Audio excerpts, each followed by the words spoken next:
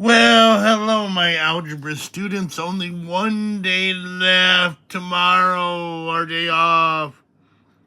But I'm going to make two videos. Today's video, or this video, is just going over the rules. Then I'm going to have one practice video. So if you remember, the first law is what do you do when you're adding? Now again, technically this is not one of the laws, but I made it a law because I'm the teacher. So if you're adding and you have the same variable and it has the same power on both, you just add the coefficients, the numbers in front. Numbers not shown, it's assumed to be 1. So if I had 7x to the 5th minus 3x to the 5th, since it's the same variable and same power, I just work with the coefficients. 7 minus 3 is 4x to the 5th. The next law. What do you do when you're multiplying two things same base? So what's important here is, do you have the same variable? If you're multiplying, you add the powers. So x cubed times x to the 4th is x to the 7th. If I said x to the 9th times x to the 11th, you would say, hey, same variable, multiplying two things, same base, so you add the powers. It'd be x to the 20th. So if I said, hey, x to the 7th, y to the 10th, times x to the 6th, y to the 11th, well, the rule is when you're multiplying things the same base, you add the powers. Yay! The third rule. What do you do when you have a base to a power and you're raising it to another power? So this, you multiply the powers. Base to a power to another power, you multiply the powers, so it'd be x to the 70th. So if I had x to the 11 to the 4th, you'd say, hey, base to a power, I'm raising it all to another power. You multiply the powers. Number 4, what do you do when you have a product to a power? Well, when you have a product to a power, you raise each factor or each term of that product multiplication to that power. So it'd be 2 cubed x cubed, which is 8x cubed. So if I have x to the 6th, y to the 10th, and I'm raising it to the 5th power, I raise each one to the 5th. So it'd be x to the 30th, y to the 50th. 5. What do you do when you have a fraction to a power? Well, you raise each part of that fraction to the power, so it'd be 2 squared is 4, 3 squared is 9.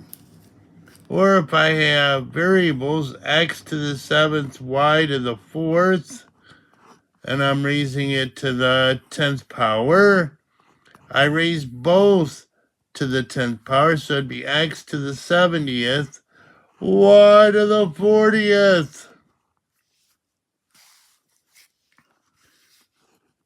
So what if I'm dividing two things same base? So if I have x to the 6th divided by x to the 3rd, when you divide two things same base, you subtract the powers. If the bigger power is on top, you leave the answer in the top. So it's 6 minus 3, put it in the numerator, which is the top.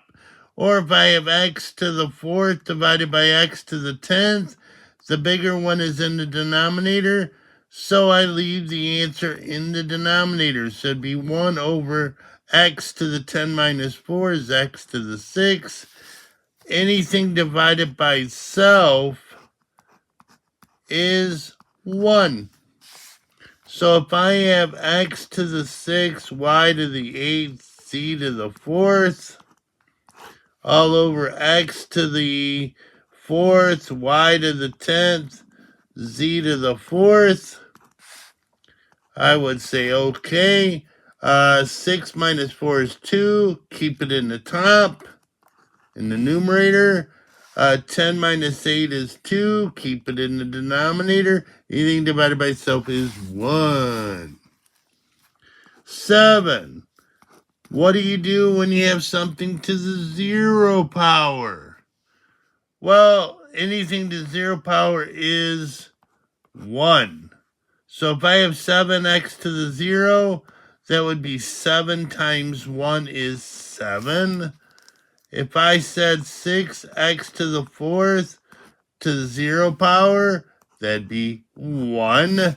If I said x to the 0 over x to the 10th, that'd be 1 over x to the 10th. By the way, if I said 7x in parentheses to 0, then the whole thing would be 1. And the last one, the most tricky one, is when you have something to the -1 power. A negative power means move it. We like to move it, move it. You like to move it, move it. Now, the tricky one for most people are these two. Notice no parentheses, so the 2 is not affected by the power, so it'd be 2 over x. Where here 2 is in parentheses, so it is affected by power, so it means move everything in here, be 1 over 2x. So if I have x to the -4 over x to the 10th, I need to move this one down, but this one does not move because the negative's not on the bottom power. So it'd be 1 over x to the 4th, x to the 10th. So it'd be 1 over x to the 14th. Last one for this video, x to the -6, y to the 8. If I raise it to the -2, I raise both to -2, so it'd be x to the 12, y to the -16. But oh, my answer cannot have a negative in it, so I need to move this one on down. So the next video will be practice problems. Oh, I'm so tired. Bye-bye.